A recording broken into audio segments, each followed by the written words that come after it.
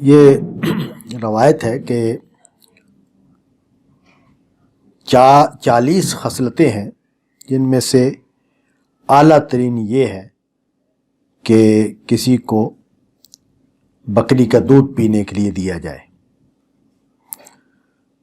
اور کوئی عمل کرنے والا ان میں سے کسی بھی خصلت پر عمل کرے ثواب کی امید کے ساتھ اور جو وعدے کیے گئے ہیں ان کی تصدیق کے نیت سے، الا یہ کہ اللہ اس کو جنت میں داخل کر دے۔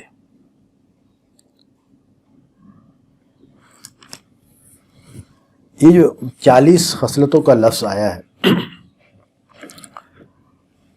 یہ ضروری نہیں ہے کہ گن کر ان کی تعداد پوری کی جائے۔ عربی زبان میں بھی بلکہ تمام زبانوں میں بعض عادات جو ہیں وہ ان کے زیادہ یا کم ہونے کو بیان کرنے کے لیے بھی استعمال ہوتے ہیں۔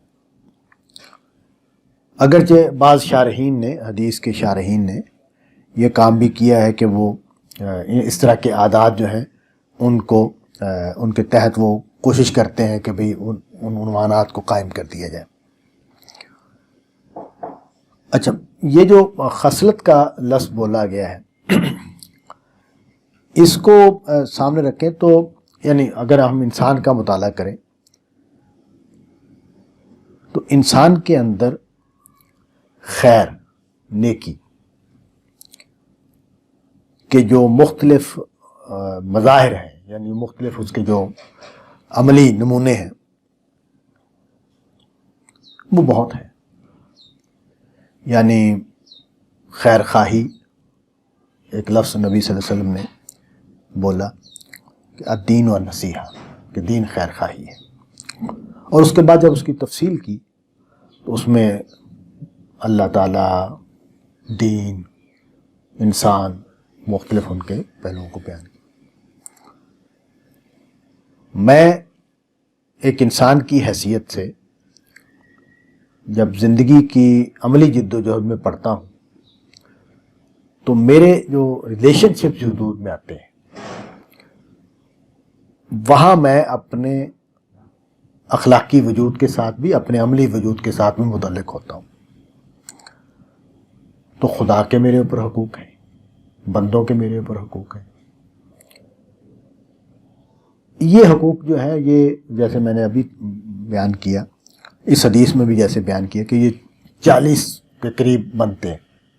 تو 40 سے زیادہ بھی ہو سکتے ہیں، کم بھی ہو سکتے ہیں، یعنی کافی ہے، بہت ایک بڑی تعداد ہے ان حقوق کی جو میرے اوپر عائد ہوتے ہیں کہ میں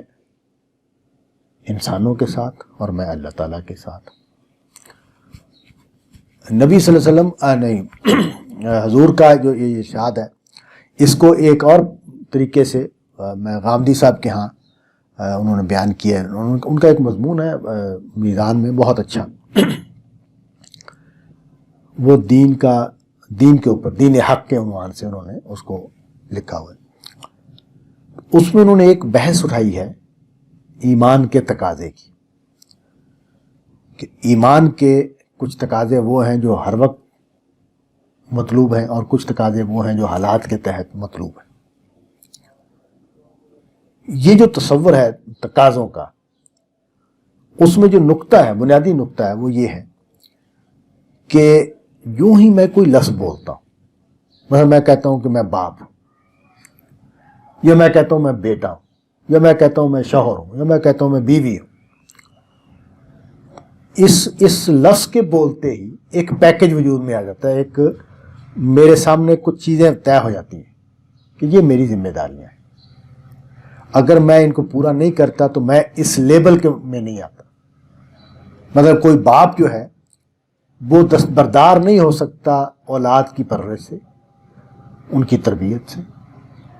ان کی ضرورتوں کو پورا کرنے سے، اسی طرح شوہر، اسی طرح بیوی، اسی طرح دوست۔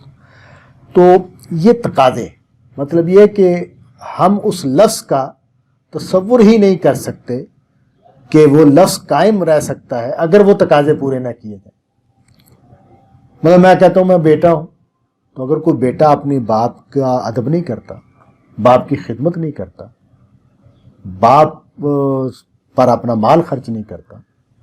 باپ کا حکم نہیں مانتا، تو یہ گویا وہ بیٹا ہونے کی نفی کر رہا ہے، اس کو بیٹا مانا ہی نہیں جائے گا۔ جو بیٹا باپ کا باادب نہیں ہے، باپ کا کہنا ماننے والا نہیں ہے، اس کو بیٹا کیسے مانا جائے گا؟ وہ بیٹا ہونے کی نفی کر رہا ہے۔ تو یہ جو کہا گیا کہ خصلتیں ہیں، تو اس کا مطلب بھی وہی ہے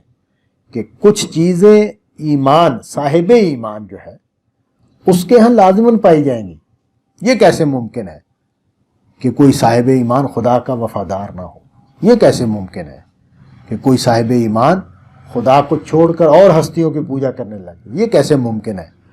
کہ خدا کا ماننے والا خدا کے در پر ہاتھ پھیلانے کی بجائے اوروں کے در پر ہاتھ پھیلاتا پھرے،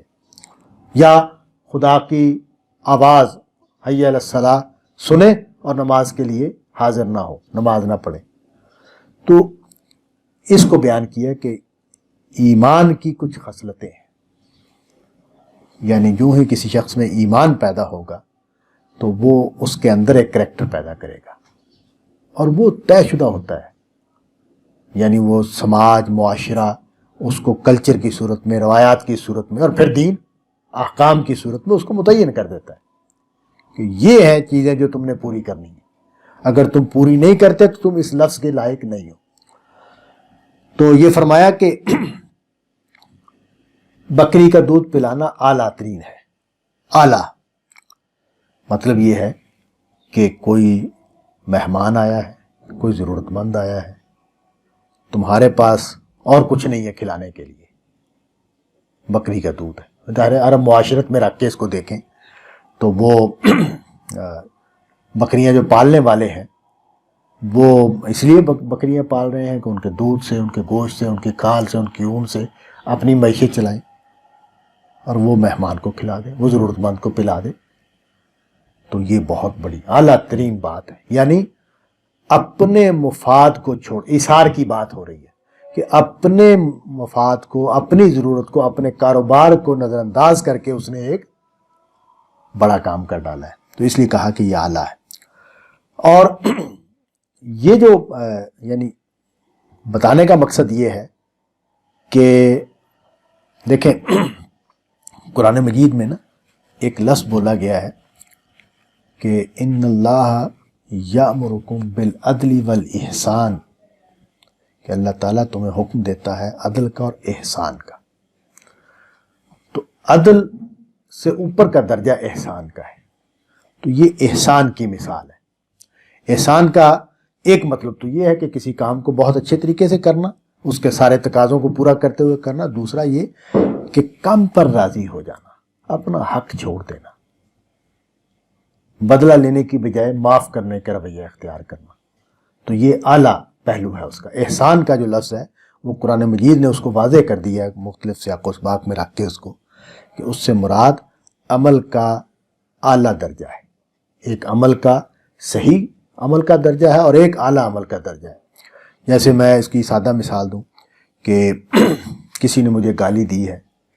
تو میں اس کو جواب میں گالی دوں، یہ عدل ہے، یہ نیکی ہے، یعنی ٹھیک ہے، یہ عمل اس میں کوئی خرابی نہیں، غلطی نہیں ہے، لیکن میں معاف کر دوں، میں گالی کا جواب گالی سے نہ دوں، تو یہ اس کا اعلیٰ ترین درجہ ہے، یہ احسان کا درجہ ہے۔ یعنی میں نے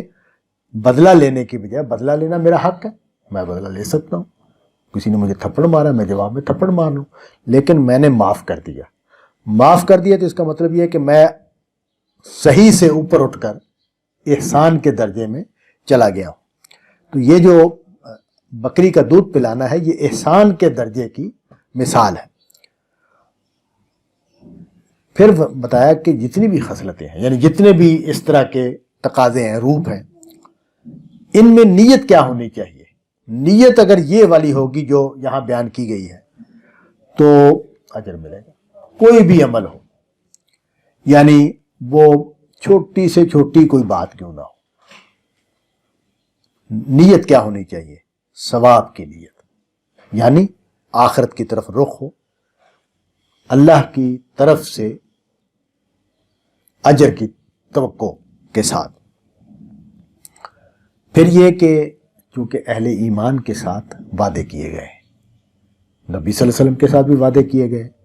پھر قرآن مجید میں اہل ایمان کے آخرت کو بھی وعدہ اللہ تعالیٰ نے کہا ہے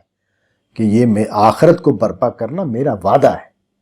میں اپنے وعدے سے پیچھے نہیں ہٹوں گا، میں نہیں ہٹتا، میں اپنے وعدے کو پورا کرتا ہوں، تو میں لازماً آخرت برپا کروں گا اور تمہیں سب کو زندہ کروں گا اور تمہارے انجام تک تمہیں پہنچاؤں گا۔ تو یہ کہا کہ جو اللہ کے وعدوں کی تصدیق، یعنی ایک ہی بات ہے، اس کو ذرا دو پہلوؤں سے بیان کر دیا ہے کہ یعنی توکل علی اللہ، اللہ کی طرف رخ، اللہ کی باتوں پر اعتماد کرتے ہوئے، میرے اللہ نے کہا ہے کہ میں جنت بناؤں گا، میرے اللہ نے کہا ہے کہ میں جہنم بناؤں گا، میرے اللہ نے کہا ہے کہ نیکیوں کا 10 گنا درجہ ملے گا اور 700 گنا تک درجہ ملے گا اور نیکیاں ہمیشہ کے لیے ملیں گی۔ تو یہ جو آخرت کا میرا شعور ہے جو قرآن سے پیدا ہوتا ہے، اس کی روشنی میں اجر کی نیت کے ساتھ اگر تم کوئی بھی عمل کرو گے تو تمہیں اس کا اجر ملے گا۔ تو یہ جو چیز ہے اس کو ذہن میں رکھنا چاہیے، جو میں نے نقطہ بیان کرنے کی کوشش کی ہے کہ اصل میں میری دینی شخصیت کچھ کریکٹرسٹکس چاہتی ہے، کچھ میری کردار میں چیزیں چاہتی ہے، اس کے بغیر دینی شخصیت کا کوئی تصور نہیں ہے۔ اور وہ جو دینی شخصیت کے محاسن ہیں یا عادات ہیں یا اعمال ہیں، وہ میں جب اس نیت کے ساتھ کرتا ہوں کہ مجھے اللہ اجر دے گا اور اللہ نے جو میرے ساتھ وعدے کیے ہیں وہ پورے کرے گا تو مجھے اس کا اجر ملے گا، تو اللہ تعالیٰ اس بندے کو جنت میں داخل کر دے گا۔ تو یہ بھی نقطہ میں نے بیان کر دیا کہ جو عمل کے 2 درجے ہیں وہ یہاں بھی بیان ہو گئے ہیں۔